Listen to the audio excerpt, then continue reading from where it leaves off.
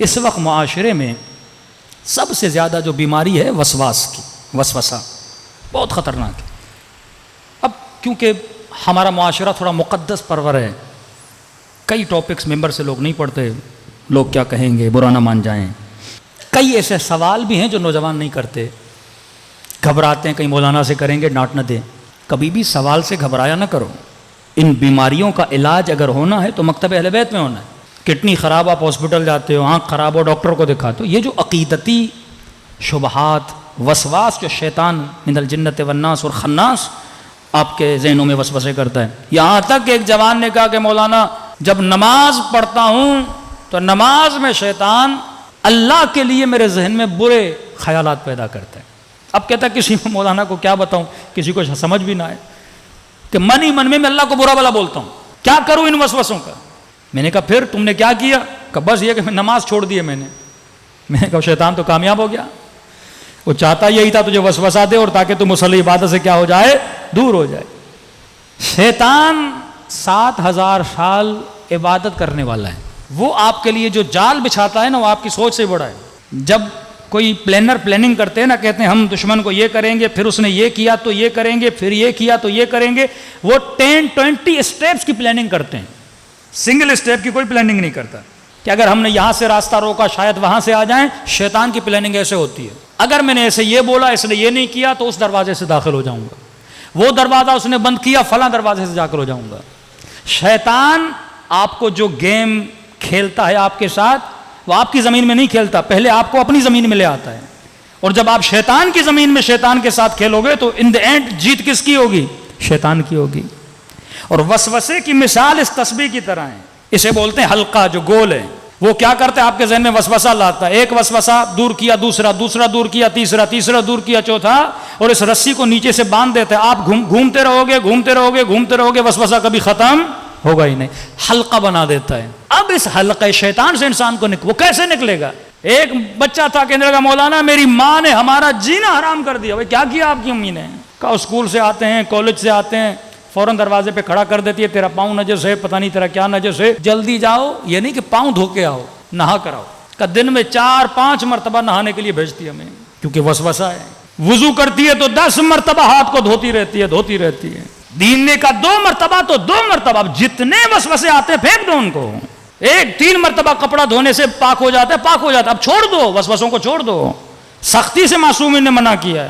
مولا کا صحابی نماز پڑھ رہا تھا، ناک سے خون کا قطرہ گرا، زمین پہ گرا، اب اس کے ذہن میں شروع ہوا زمین پہ کیا ہوگا، زمین کے نیچے کیا ہوگا، نیچے سے پاؤں کو لگا ہوگا۔ امام نے کہا تجھے کس نے کہا تھا تو اتنا سوچے، ظاہر پہ اکتفا کر، وسوسوں میں جتنا چلتا جائے گا وہ اتنا تجھے اندر گھیرتا جائے گا۔ یہاں تک مومنہ نے کہا کہ مولانا میں ذہنی مریض ہو گئی ہوں، میرا بچہ گھر سے باہر جاتا ہے فوراً ذہن میں آتا ہے پتہ نہیں بچے کا ایکسیڈنٹ ہو گیا، موٹر بائک سے گر گیا، کسی نے مار نہ دیا ہو، کسی نے اغوا نہ کر دیا ہو، کہ جب تک وہ گھر نہ آئے میں 100 مرتبہ مرتی ہوں 100 مرتبہ جیتی ہوں۔ سکون انسان کو تباہ کر دیتا ہے اگر عقل انسان پہ حاکم نہ ہو۔ ایک تو وہ مریض ملا کے لگا مولانا دروازہ کھولتا ہوں تو میرے ذہن میں آتا ہے میرا ہاتھ دروازے کے ساتھ چپک جائے گا، اور پھر سوچتا ہوں ہاتھ نہ لگاؤں، کیا کروں۔ اب ذہن کا کمال کیا ہے؟ ذہن جب کوئی چیز سوچتا ہے تو اس کے اینڈ تک جاتا ہے۔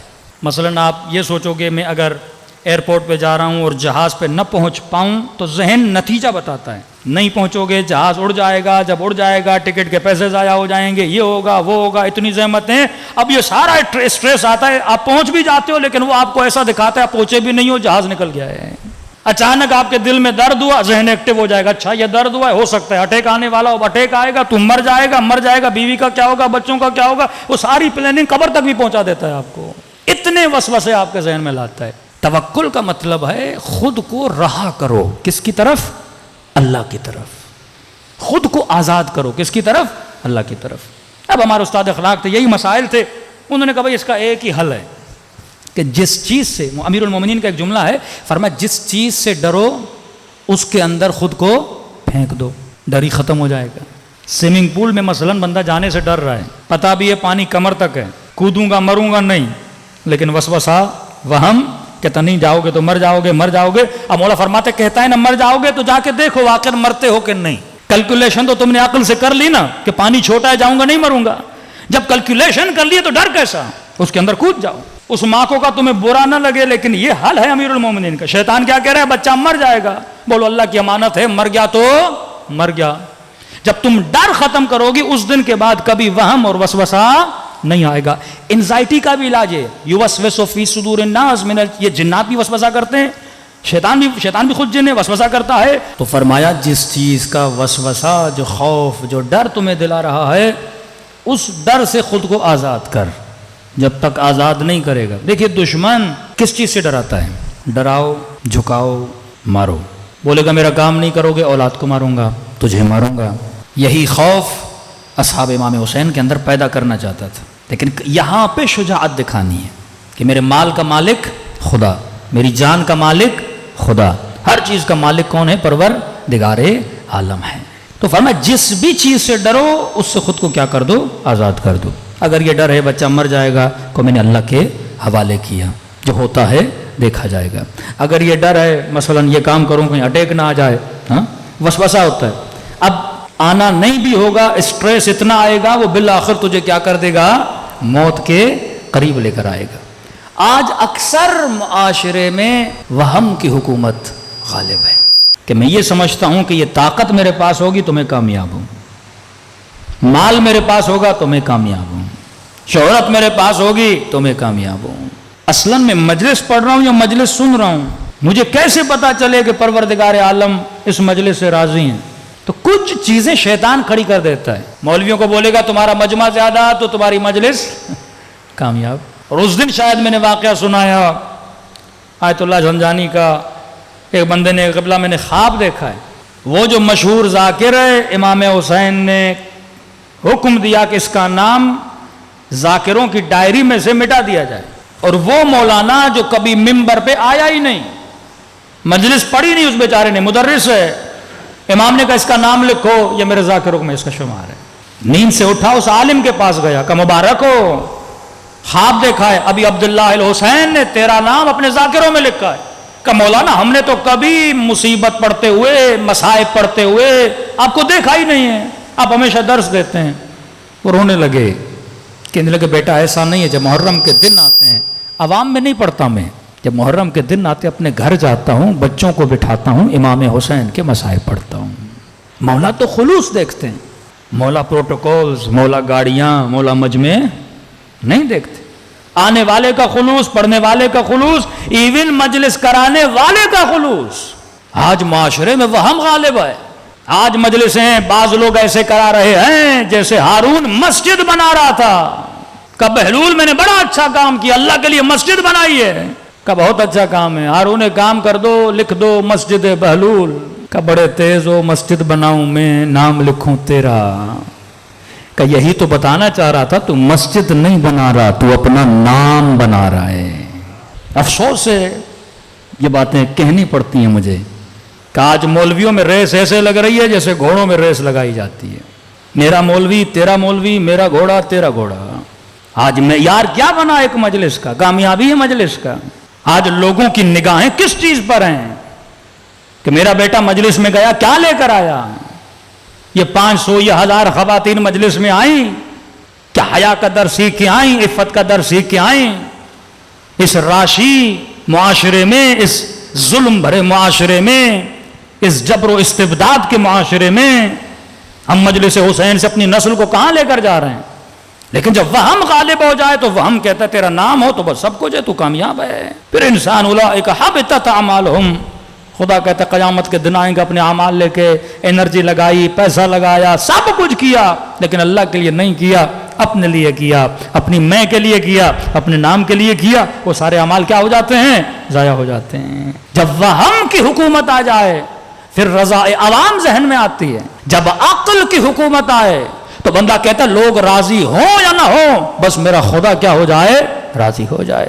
عالم اسلام کی حکومت یزید کے پاس ہے، گویا پوری عوام ایک طرف کھڑی ہے، حسین ایک طرف کھڑے ہیں، کیا پرواہ کی امام حسین نے؟ اور قرآن کی آیت بھی حبیب طیب اور خبیث برابر نہیں ہے، کبھی ایسا نہ ہو خبیثوں کی کثرت تجھے تعجب میں لا دے کہ وہ ہم سے زیادہ ہیں۔ فرمایا نہیں، خدا قلوب کو دیکھتا ہے، خدا اعمال کو دیکھتا ہے، خدا خلوص کو دیکھتا ہے۔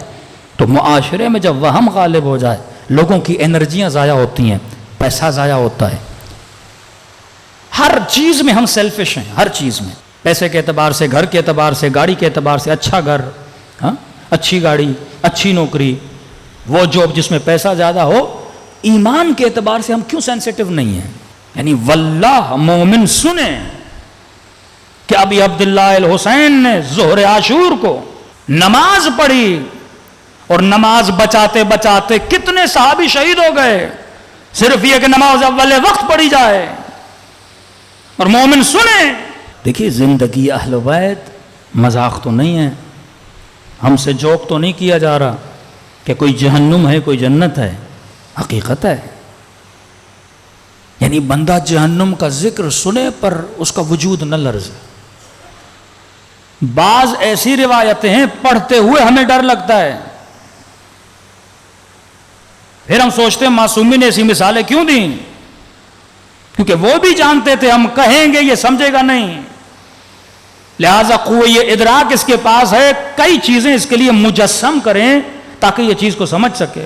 کتنے گھروں میں تباہیاں بپا ہوتی ہیں صرف گناہ غیبت کی وجہ سے. یہ بھی وہم کا کام ہے. گھر تباہ ہو جاتے ہیں, نسلیں تباہ ہو جاتی ہیں, ایک گناہ غیبت. اب معصوم کہیں کہ غیبت کرنا ایسے ہے جیسے اپنے مردہ بھائی کا گوشت کھانا.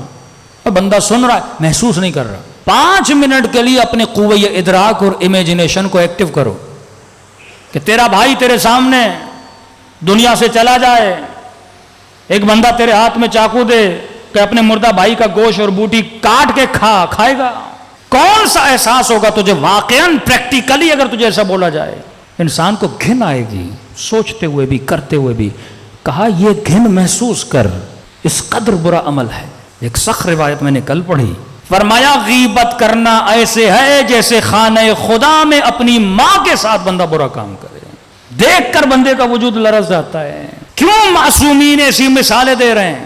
کیونکہ جب تک گناہ جسمی گناہ نہ ہو ہمیں برا نہیں لگتا, جب تک کوئی جسمانی ایکٹیویٹی نہ ہو ہمیں برا نہیں لگتا. کہ دیکھ کتنا تجھے برا لگ رہا ہے تیری امیجنیشن میں. اپنے ادراک کو مضبوط کر معصومین کے فرامین سے. تجھے گھن آتی ہے کوئی ایسا عمل کرتے ہوئے؟ جبکہ معصوم یہ مثال دے رہے ہیں. اگر تو مسجد میں جائے اور مسجد کے اندر 2 لوگ آپس میں زنا کر رہے ہوں, کیا تو ان کو روکے گا نہیں؟ کیا تو ان کو ٹوکے گا نہیں؟ کیا تو ان کو بولے گا نہیں؟ غیرت کی کتنی بھی کمی ہو بندہ کم از کم مسجد سے نکل جائے گا تاکہ وہ عمل نہ دیکھوں.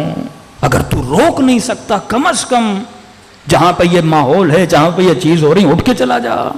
پورا معاشرہ تباہ ہوتا ہے گناہ غیبت کی وجہ سے. بھائی بھائی میں لڑائی ہوتی ہے گناہ غیبت کی وجہ سے.